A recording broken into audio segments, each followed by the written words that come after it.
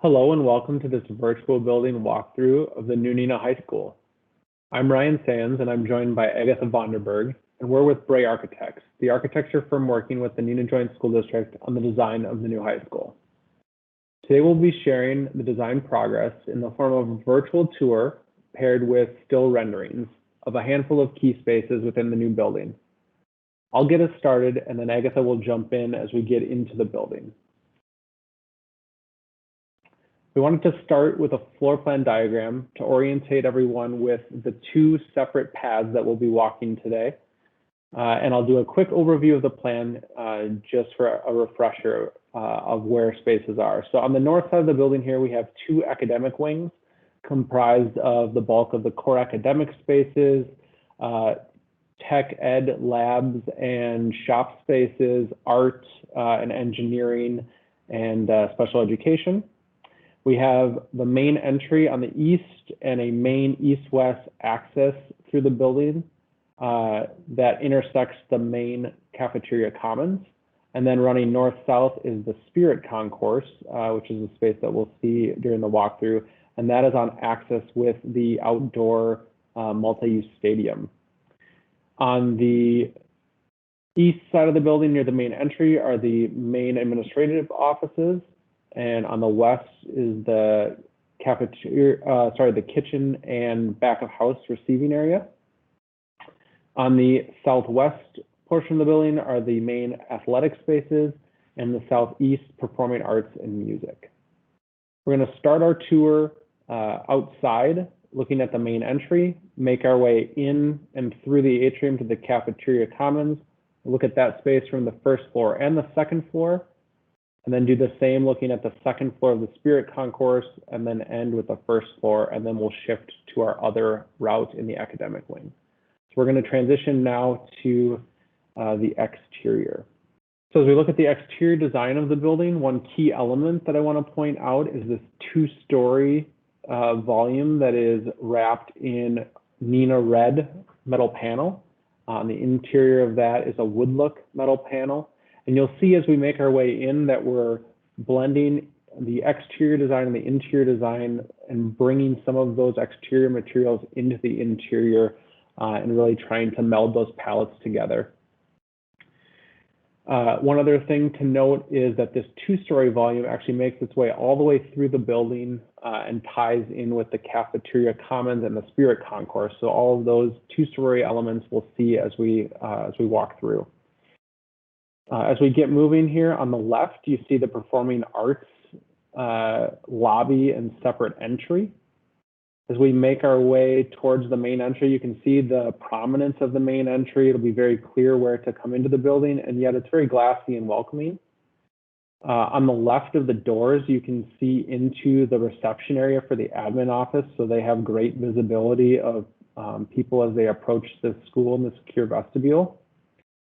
As we walk in, you can see some of the wood wrapping into the building with a seating area there for students as they wait. And we can turn and look into the reception area. You'll notice that different areas within the building are developed to a different extent. So we're missing some finishes and things in here that will come later, but you can see the transparency into the reception area and the welcoming nature of the entry sequence. As we make our way then into the building, we're going to pause and take a look at our first still rendering. And as we do that, I will turn it over to Agatha. Thanks, Ryan. Hopefully, as we've entered into the main atrium here, you can see some of that translation that Ryan set up between some of the exterior materials and moving into this interior palette. We have a visual connectivity of similar materials that will pop up throughout the public spaces as well as the academic spaces that we move. Chiefly, that really manifests itself as this warm wood that we have, as well as the more vibrant and exciting Neenah red that in this case is strategically used in spaces and in some cases place held, either indicating an opportunity for future branding, perhaps some acoustical treatments, or in fact just to be that pop of the Neenah red.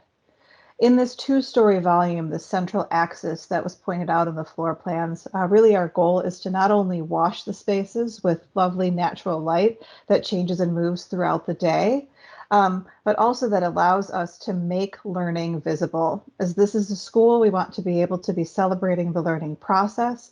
We want to be able to see into classrooms and not just be displaying finished products out in the hallways, but in fact showing what students are doing in the development of ideas and exciting cross-disciplinary and multidisciplinary activities just inside those corridor walls. So you'll see a bench that's built into what is a little bit more of a formal display space where we have that Neenah N, and that's wrapped in some of the wood language with the stacking and folding slats of wood. And then a little bit beyond that in that gray wall is visibility into one of the two art classrooms. And that type of language, that type of transparency does exist as we move throughout the building. Now we're going to make our way down the atrium towards the two-story cafeteria commons. So you're seeing into the art spaces on the right. On the left corridor that connects to the music wing, we're walking by a marketing classroom, and you can see a stair up to the second floor with lockers below, another bank of lockers on the left side of the corridor here. As we enter the Commons cafeteria on the first floor on the right, you can see into the manufacturing lab. So a lot of that learning on display and the process that Agatha just mentioned. We'll pause here with an opportunity to connect to the outdoors. So there's a covered area that can be used for outdoor dining or additional learning space in nice weather. And then as we continue walking, you can see into the Fab Lab on the right, which is another resource for the entire school. Then as we pause and start to turn through those overhead doors will be the main servery for the cafeteria. We'll spin around and look towards the stair and then pause and take a look at another still rendering. Hopefully evident in this still rendering in the walkthrough is the continued emphasis on natural light and always sort of having a connection to the outdoors, be it through a view out into the sky or through classrooms out to the outside. This cafeteria space marks the intersection of the atrium, that first east-west spine that we explored, as well as the Spirit Concourse, which is sort of the north-south spine and an upcoming stop on our tour here. Red in this case, in this environment, is used to highlight moments of importance or thresholds. In the far back corner where we have that slash of red, that is some acoustical fabric that will not only help to mitigate sound within this larger open space, but the color of it and sort of the action of it on that angle indicates entrance into the PAC and music spaces beyond. You'll see some doors there on the first floor. Red is also used as a highlight in the stringer of that main stair, and that stair kind of marks the threshold through into the Spirit Concourse, and it connects up and around into that second story mezzanine that wraps this entire space. And so that flowing language is something that we wanted to continue within this space that uses some gentle angles to kind of indicate that flow. Underneath the stairs, then, we have another emergence of some of that wood that we've seen in other spaces. That stair language is consistent throughout the building, and we'll have an upcoming view that shows a little bit more intimately what that environment can be. But the idea is that it would be a bench area where we could provide some informal seating for students, as well as potentially the possibility for charging stations and things like that for various devices. And the other way that wood is used within this space is really to shape and wrap those main architectural volumes, which are such a prominent feature within this space. Directly ahead, the smaller volume is wrapping two conference rooms, and there's conferencing on the other side of this space, kind of mirroring that we will again see in an upcoming view. And to the left, that longer volume that in fact hovers over the outdoor area that Ryan pointed out is our Learning Media Center library. And so that's a larger space, and we'll get a better view of that as we move through the live version again and head upstairs. We'll now turn and walk through the cafeteria towards the stair. And this might be a path that students and teachers would take during the academic day to make their way up to the second floor. Could also be a path that spectators would take to get to the second level mezzanine seating within the competition gym. We'll make our way down here and turn and look towards the north back through the cafeteria. And then we'll pause and look at another still rendering. One of the first things that struck us on the architectural team when developing this view is the excitement of those 3 layers that you see on that back wall, which kind of are an outline of what we really want this building to be doing and how hopefully successful it is as you see us walking through. So that top tier, again, gives us a view out, always sort of that connection to the outdoors, seeing the sky from anywhere you are within this space. The middle tier, wrapped in wood, then again, is our Learning Media Center library. And there you will see the connectivity and activity within that space, be it on the first or second floor within this larger atrium volume. The bottom tier then is where we have our tech ed spaces and also that outdoor seating area that Ryan pointed out. We like this view as it provides not only visibility into some of these spaces, but as you'll probably start to see through these spaces as well. And that's a theme that's consistent again throughout the building.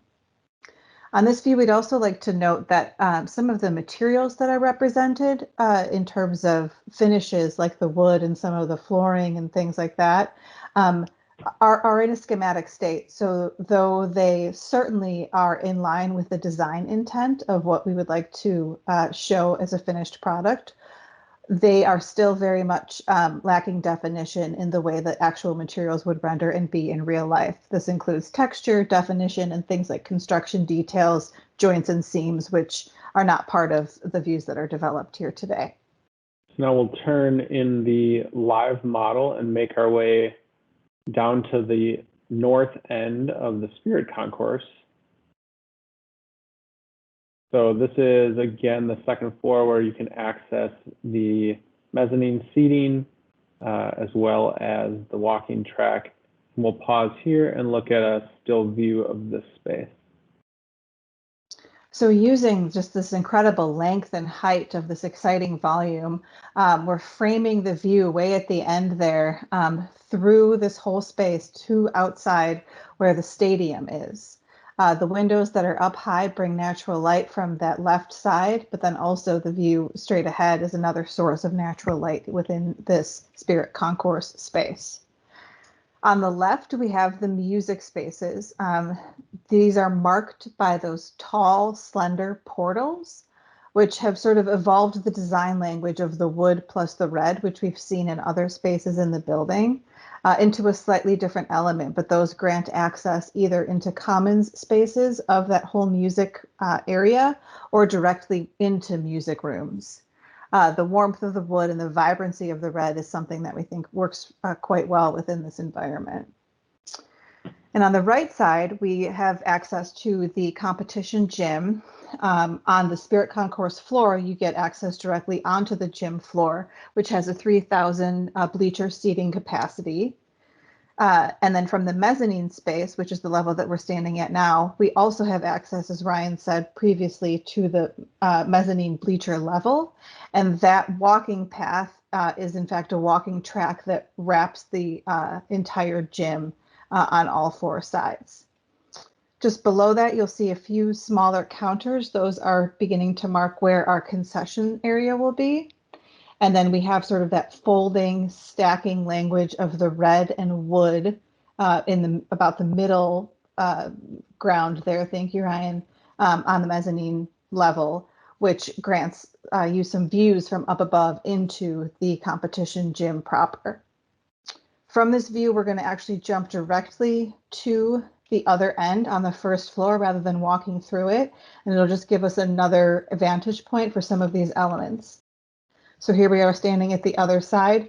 You'll see I made mention of that kind of special carving out of the stair where the student is sitting. We've got some of that space articulated here in more detail to show what the intention is for that kind of area in the rest of the building. The use of red and wood, you'll see here a little bit closer up, a close-up of that portal, and then of those folded over angles on the second floor. So now we'll transition to the second of our two paths, and we're going to be shifting to a single academic wing. You'll notice as we make this transition and get into the 3D walkthrough and the views that we're shifting in scale from the larger two-story public spaces to a bit more defined and single-story spaces within the academic wing. And we're gonna start first in distributed dining. Take note that there are 4 of what we're calling learning communities, which is really the organization of educational spaces. And so there's 4 of those, 2 in each academic wing on the first floor, and then that arrangement repeats itself on the second floor. So 8 total learning communities within the building. And then this enlarged plan shows the path we're going to take, starting in distributed dining and making our way into the learning community commons.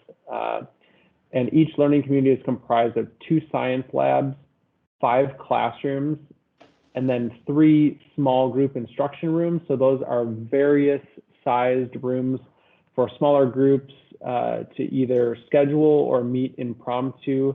And there's a variety of those in each learning community and sprinkled throughout the building to serve as flexible amenities throughout the day. So starting here with the still rendering of distributed dining. So this dynamic space is really designed to offer an alternative to dining within that main atrium cafeteria. Not only is it supported by a small satellite servery function, so you could in fact purchase or procure food within this space, but it's not just a space for dining. It also offers a functional breakout space for all of those adjacent learning communities that Ryan was just pointing out in the floor plan. Hopefully you'll see the views out. It was difficult to see from even the enlarged plan where the courtyard was, but we have quite a generous courtyard too, in fact, that are sort of enclosed within the 2 learning communities. And in this case, we benefit from the adjacency of this distributed dining being right up against that courtyard, not only to bring in even more natural light, the views of that planted and activated space, but also opportunities for access directly to that courtyard when the weather it allows. Another glimpse then too of the stair with that red stringer and then the wood below, just showing the consistency of that language and the ability to sort of use all elements of architecture as spaces for students to gather, collaborate, and learn together. As we turn and look towards the entry to one of the learning communities, you'll notice transparency into one of those small group meeting rooms, as well as into one of the classrooms within the learning community. And we're going to walk through this portal into the learning community commons. Again, keeping in mind, we're still working on the design of specific elements like that portal. So we're going to spin around here and look back through the whole commons and then pause for another still view. Well, serving as a functional circulation space, this learning community commons is also providing spill out instructional space that allows for students to move in and through their classrooms out into this space and gather together to collaborate around some of these embedded resources that we've positioned within the commons themselves. So we have the similar wood language of those folded slats, again, marking major moments within the building. But in this case, we've scaled them down appropriately to be a little bit more moderate and a little bit more toned down for this smaller, more intimate environment. The one that we're seeing here in the foreground simply hosts a TV monitor with a grouping of furniture right outside of it. We will see another little learning environment similar to this in another view. Framed at the end of the space, then, we have that pop of red that surrounds the opening to the outside at the end of the commons there, as well as 2 little, I'll call them seating niches that are on the right side that oppose where that red window is. Those are elements that also appear within the more public spaces of the building. But in this case, both the scale and the use of red is scaled back again to be appropriate to the size and activity within this area. The final thing I'll mention in here is the carpet pattern, where it begins to indicate a bit of a flow down the middle, where paths are intended to occur. So using kind of this angular language, but giving it an organic flow, a kind of an organic feel to be able to connect or seam together the two sides where we have classrooms on each end of this common space. So now we'll walk through to the other end of the Learning Community Commons. And as we do, notice the transparency and in some cases, like on the left here, the operability of some of the windows and doors into these different learning spaces. That's incredibly important for these types of collaborative environments, both from the standpoint of activation and easy movement of students and teachers in between classrooms and the common areas to break out into groups and really utilize this space, as well as to provide passive supervision of the common areas from within the learning environments. So teachers have eyes on the common area and students understand that there's supervision without someone having to actively be watching every minute of the day. So now we've spun around and we're looking back towards where we were just standing, and we'll transition to another still image to really show how the space can be activated by students and teachers. So in this final snapshot here, just wanting to capture some of those moments again. On the right side, we've got that same wooden folded over element that climbs up the wall and becomes a ceiling feature that's hosting a whiteboard on that right side. Hopefully you see the transparency into the classrooms, as Ryan pointed out. I think it's a little bit more evident and as we moved through from one view to the other, and is really an impactful environment when you think about it as a functional piece of circulation.